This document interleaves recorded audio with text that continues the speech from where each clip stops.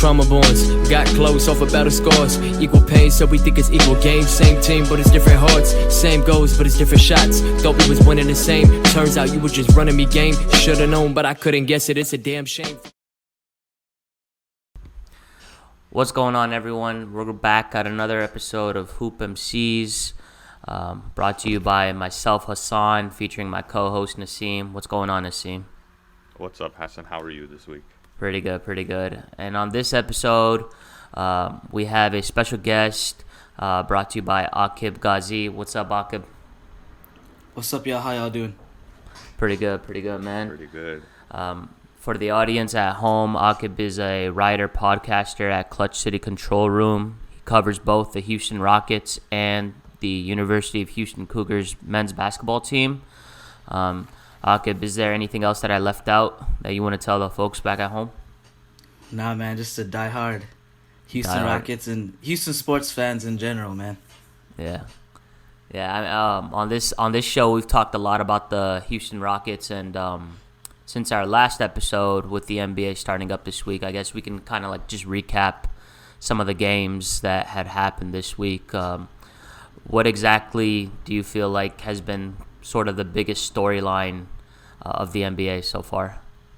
I think it's what everyone's been talking about. It's like the Brooklyn Nets right now. To me, I see KD and Kyrie both going off, and it looks pretty. It looks smooth, man. So I think for me that's been like the biggest storyline. Like we did see Clippers versus Lakers for that first game, and that's not really gonna tell much because I think the same thing happened last season where the Clippers beat the Lakers. But I do like the Clippers though a little bit more. I really like the addition of Nick Batum because he's kind of doing everything for them, and they needed an extra guy to kind of create some offense and get other guys going. So I do like the Clippers, but Lakers are Lakers right now. They got better obviously over the offseason. Right, yeah, and they were kind of able to kind of get some revenge back on the Nuggets last night. It'll be interesting to see what happens with the loss of Harrell. But it's like what you said, the Lakers haven't really like clicked yet, even though they don't need to necessarily click early on, just because we've kind of seen that same narrative play out last season early on, and they just kind of figure things out along the way. Plus, they got deeper, so there's no real reason to be worried about them. Yeah, no, I agree for sure. I mean, until someone like actually looks a lot better than the Lakers over the course of this season, it's really hard to say that there's a team that can outright compete with them for now. I'm just going to go ahead and chime in and say what team will beat them, and that's the Houston Rockets. No, I'm just kidding. It's definitely going to be the Brooklyn Nets. And they were my finals prediction a month ago, and they're still going to be champions at the end of the year, bearing no injuries. They look unstoppable, in my opinion. No, for sure. I think if they're healthy, and it's just like anytime you got two ISO players that you always have to help off of them. It's kind of like when we look back at 2018 Houston Rockets. I know it breaks our hearts, but when you had Chris Paul and when you had James Harden, both of those guys were the number 1 and number 2 ISO players in the league. And it was just, since Harden is so dominant offensively, you got another guy in Chris Paul that just needed to be decent. I mean, he was more than decent, but you got the same thing going on in Brooklyn right now, and KD and Kyrie. I mean, those guys are probably top 5 in ISO offense. So I could see them using a little bit of, that 2018 Rockets right there. So I could see them definitely compete for a chip.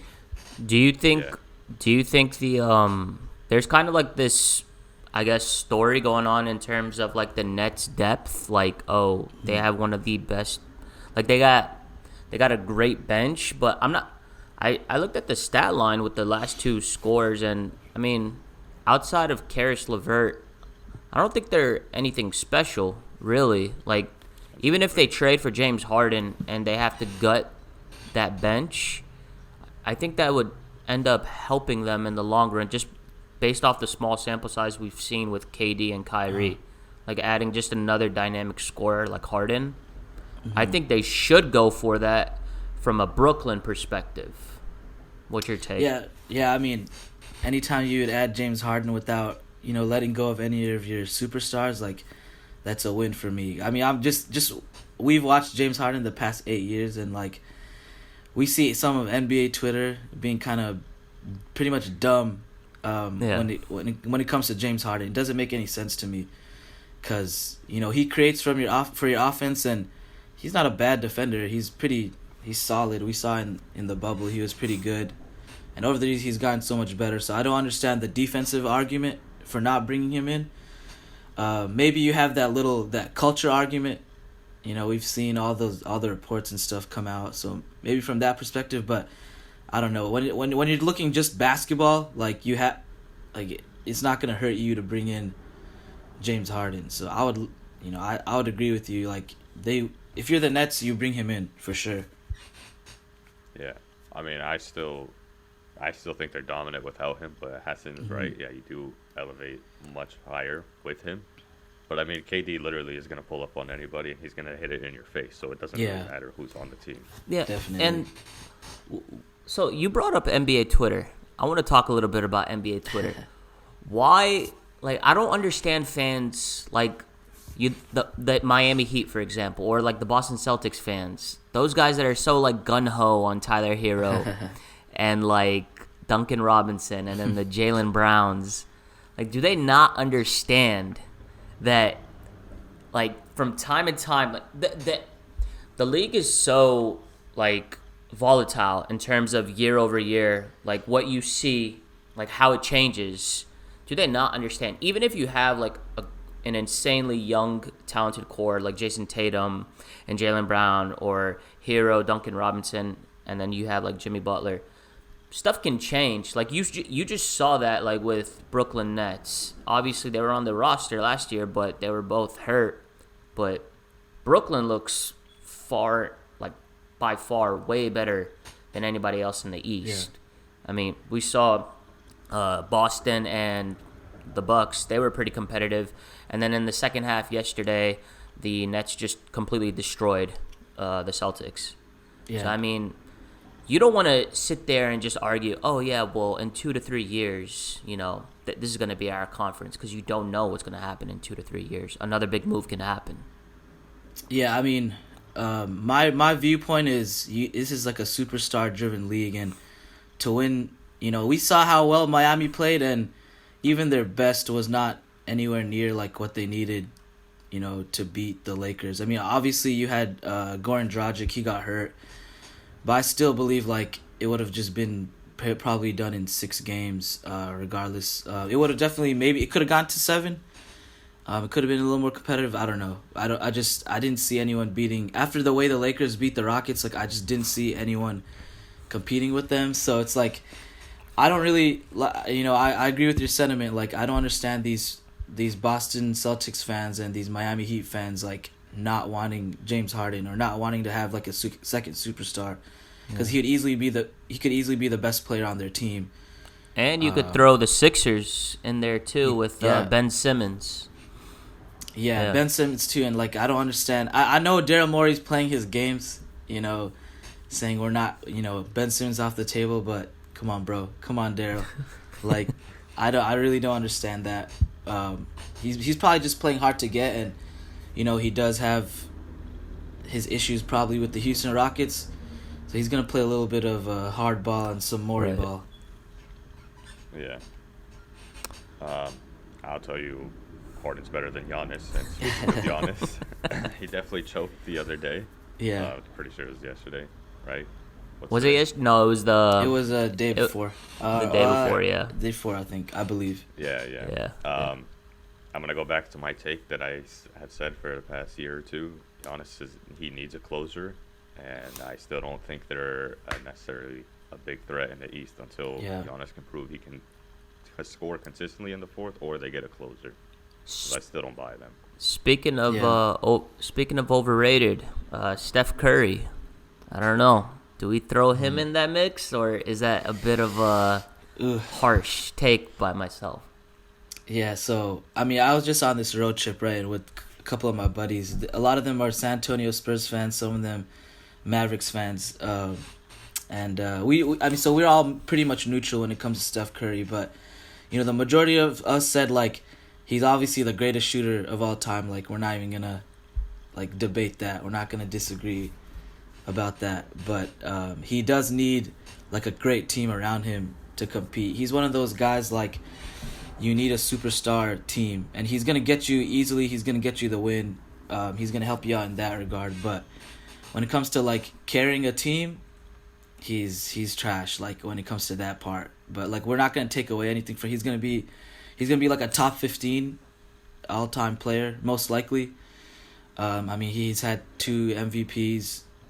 He hasn't had any Finals MVPs for a reason. But his whole game is predicated around like you having depth and superstars around him. So that shouldn't take away anything from him. Like, he's still an all-time great player, but man, like he definitely cannot carry that load for sure. Do you think carrying a team is overvalued in today's league? I mean, like you see Harden do it.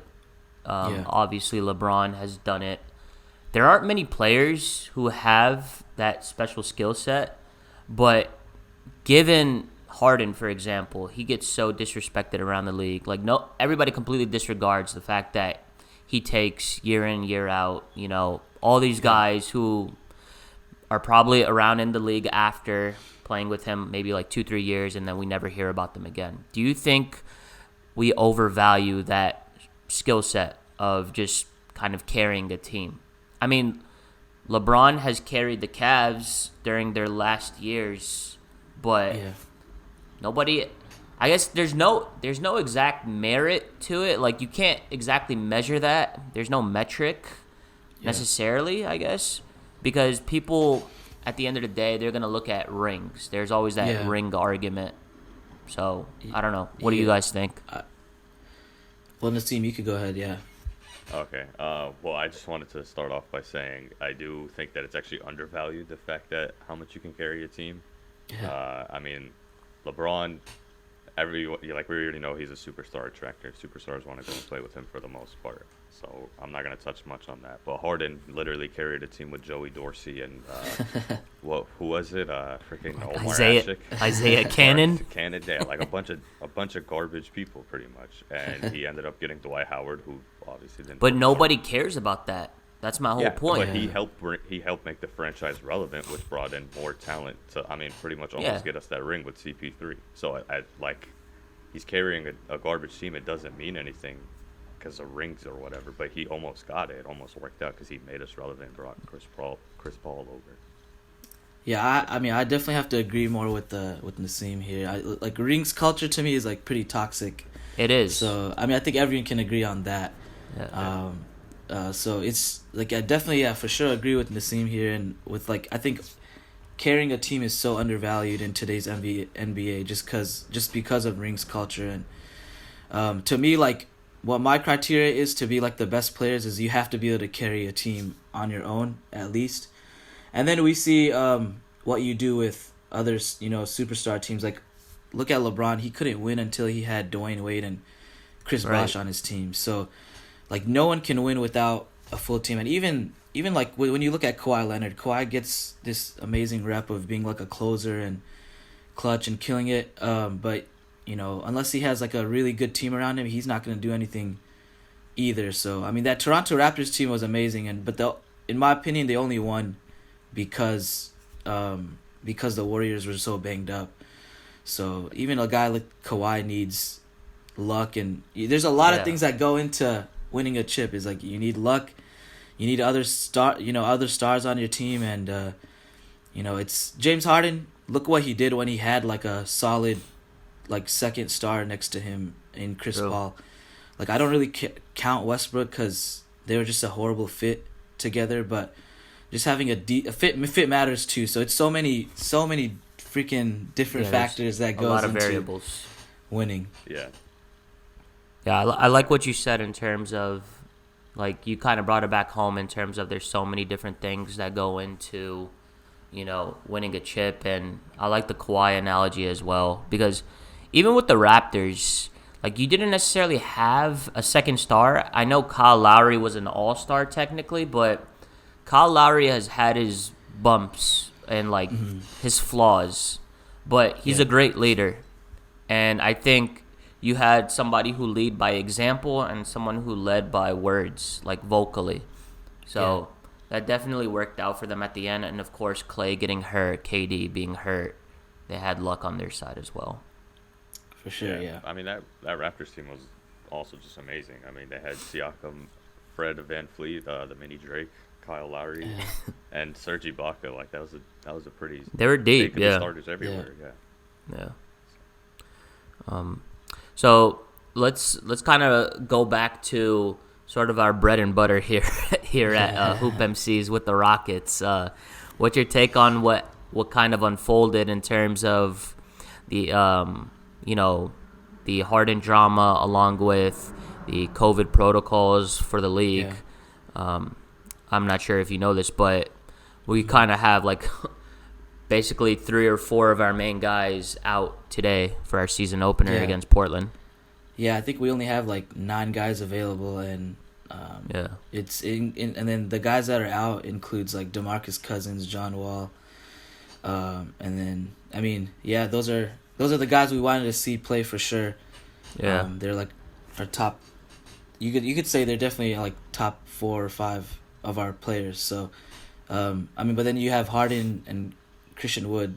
I think they're going to be playing tonight. So, let's see how that goes. But I'm still excited to see Harden and Christian Wood, that dynamic. I definitely want to see the other guys play, but I think it'll be fun. What's y'all's predictions, Nassim? Let's start with you. We're probably gonna get blown out. I'm not even gonna. Yeah, lie to you. that's what I'm leaning towards as well. We have 9 players. Harden, like we don't know what he's gonna be like. They're gonna double the crap out of Harden. Exactly that, and does he care? Like, is he gonna want to actually play or not? That's the biggest thing. So you do still have you do still have you got like House, PJ Tucker, and then you have Christian Wood, obviously playing alongside Harden. I think they're gonna have Nwaba too, and then Sterling Brown. I think those are, and of course the goat Bruno Caboclo. Like he's gonna be playing, but I mean I could see it being a blowout, but it's just so hard. Like we've seen time and time again, like when you have James Harden on the court, like it's so hard to get for the Rockets to like not be in games at least. But we're gonna see like how it looks like. What's James Harden's mindset gonna be like tonight? Is he just gonna go and put his head down and play, or is he just gonna like give up early? Like that's definitely something that's I've been keeping. I mean, he looked decent in preseason.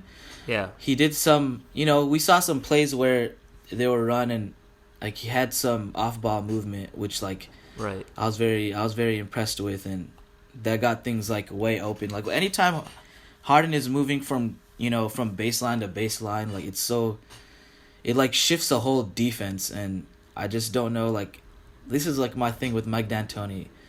Like I don't understand why he does like to his credit, he does do some adjustments, because like we all see like Rockets Twitter say, he doesn't make any adjustments. He does make a little bit, but I think he never made the right adjustments, or he didn't make any big adjustments to help that team. Yeah. And I think for my bad, Nassim, if I cut you off, but I was just gonna say, I think for today and next game, which I believe is gonna be played on Sunday against Denver, I'm citing these 2 games just because the other guys won't be available until the 3rd game, but I don't think these 2 games are going to be indicative of what Silas's potential offense can look like, because Harden's going to be the primary ball handler. You're missing Wall. Yeah. You're going to be missing Gordon, who can technically play that ball handler role. So I think we're going to see a lot of what Harden reverts to, which are ISO situations. I think they're going to run a ton of pick and rolls for him and Christian Wood. But I mean, overall, I still have kind of like a negative outlook for these 2 games just because of the depth situation. I mean, who knows? Harden could go off and surprise folks, but I think I'll be frustrated, to say the least, watching these 2 games. I just want to correct you on something. Eric Gordon is not a ball handler. I would rather have Wasim handling the basketball than Eric Gordon. Okay? So let's just clear that up. We have one ball handler tonight, and maybe Christian Wood as well. Second, I'm pretty sure Harden's going to pull a Victor Oladipo and start asking the Trailblazers if he can come run with them. He's not gonna want it here. Dude, we should make a list of the top most disrespected players by their fan bases, like the player. Eric Gordon, and I think KCP would probably take the cake. KCP earned his respect in the finals. Eric Gordon, he did. My God, dude. I could go on for hours about how much that guy infuriates me. Maybe Danny Green then. Yeah. For sure, Danny Green. Actually. I mean, Eric Gordon, he's had his he can look amazing. Like he can look like 6th man of the year, Eric Gordon, easily in games, and then, like we saw in the series against the Lakers, like he actually played pretty well. Then he picked it up like later in the series against OKC, but yeah, like that's definitely a guy that like you can have like a love-hate relationship in a way. More hate though, more hate for sure for Eric Gordon. Like I'm not gonna sugarcoat anything. Dude, every single like hypothetical trade for the Rockets includes Eric Gordon. Like we just toss that guy around like a prostitute. Dude, I want him out of here. I promise you I'll trade him for $1 a Mike and I'm not even joking. Have you changed your stance in terms of a Harden return package? Who's kind of like, I've seen a lot of Jaylen Brown kind of not rumors, but I guess preference by Rockets fans nowadays. Are you sort of hopping on that bandwagon, or are you sticking by Ben Simmons? So I guess the 3 teams that have been, before we get into that, so the 3 teams I think that have been mentioned the most are the 76ers, the Miami Heat, and then the Boston Celtics now.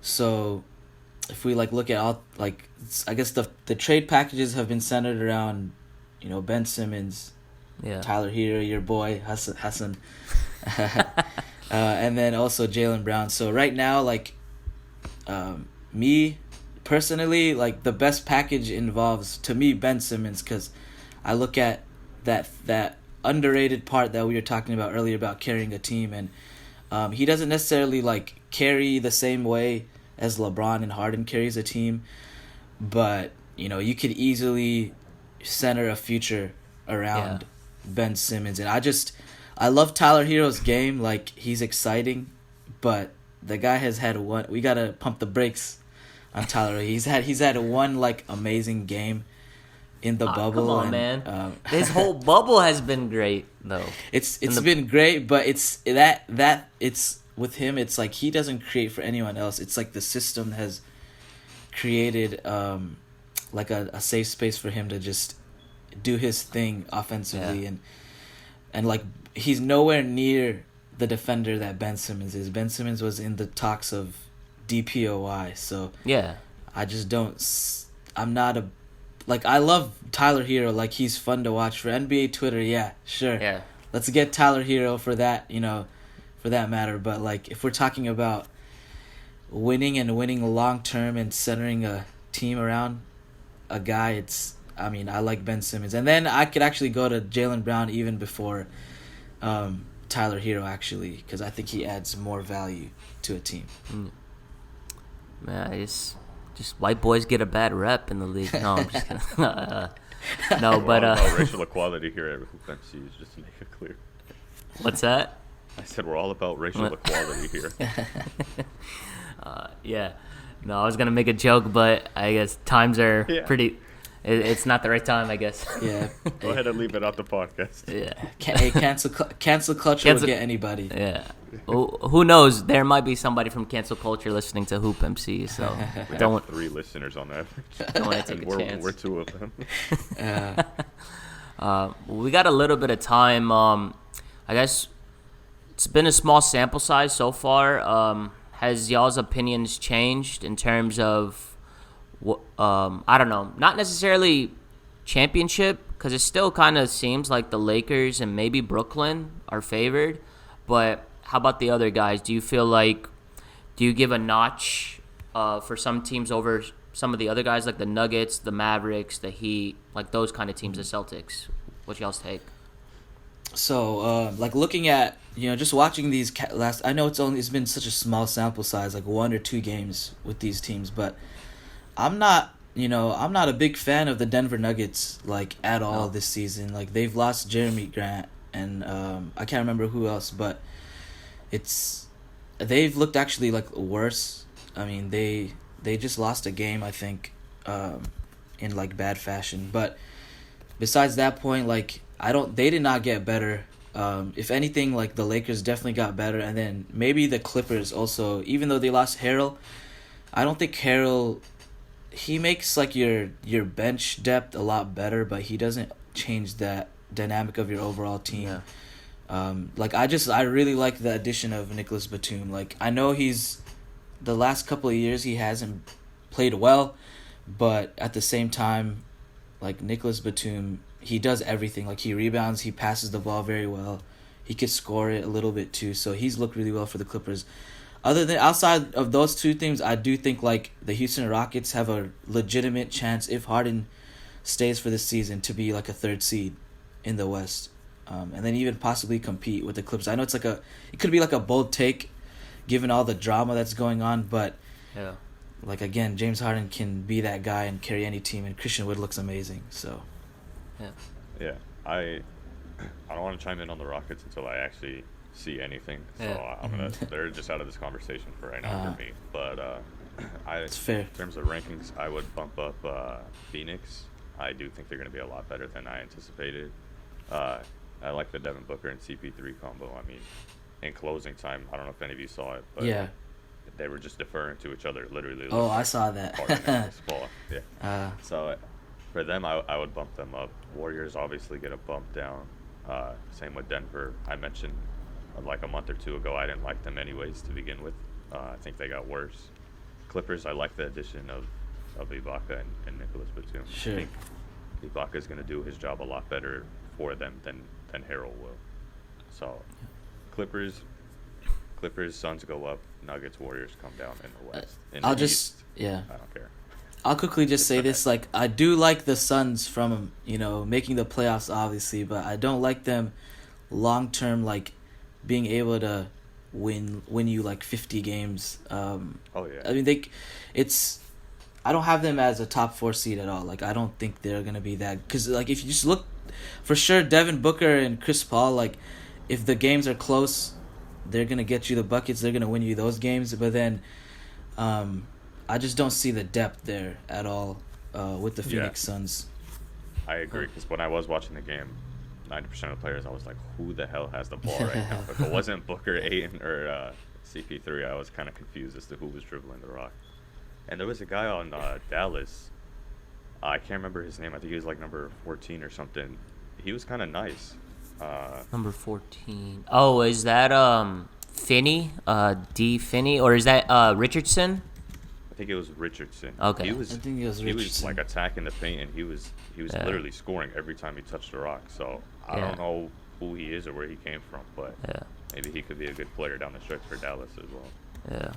Well, we are running out of time, but I will add that I think I'm a lot higher on the Mavericks than a lot of people. I think Mavericks could perhaps be the second best team. I was wrong about the Clippers. The Clippers do look better than what I had anticipated. But I don't know. I feel like some people overrate the Suns. Like I feel like CP3 can sometimes be overrated by the NBA Twitter fan base, but he's a good leader nonetheless. I think they are gonna be they could be I think their ceiling is like maybe a 4 or 5 seed. And I don't know. We'll see. Go ahead, Aqib. Oh yeah, so for sure, like I definitely see that. I agree with you on that sentiment. Like their ceiling is 4 or 5 seed, kind of like the OKC Thunder. Like they're gonna give whoever the first their first round matchup is. They're gonna give them kind of hell for sure. Yeah. If Chris Paul is healthy, of course, and then Devin Booker, I think he can in ways somewhat carry a team. We saw in the bubble. I mean, they went 8-0. Yeah. And he was just balling. And he had that amazing like buzzer beater and stuff. So it's like he can definitely be your number 1 guy, but again, like 4 or 5 seed is their ceiling for sure. Yeah. Yeah. Well, I mean, 2 games in. Obviously, the Rockets haven't played none, so we'll definitely check back periodically here. Aqib, it was great talking to you. Hopefully, we can have you on more episodes as the season progresses. So we want to thank you for coming in and speaking. For the guests at home, make sure you guys follow Aqib at his Twitter handle is at @Aqib_Rockets. He has a lot of great takes about the Houston Rockets, and if you're a college fan, the University of Houston. Go Cougs. Go Cougs. But until next week, we appreciate you guys for listening and tuning in. I'm Hassan. I'm Nassim. Yeah. Oh, thanks, man. We'll work on that. But we appreciate y'all for tuning in. I'm Hassan. My co-host is Nassim, and we'll see you guys next week. Thank you. All right, thanks for having me, guys. No problem. Later. Trauma bonds, got close off of battle scars. Equal pain, so we think it's equal game. Same team, but it's different hearts. Same goals, but it's different shots. Thought we was winning the same. Turns out you were just running me game. Should've known, but I couldn't guess it. It's a damn shame.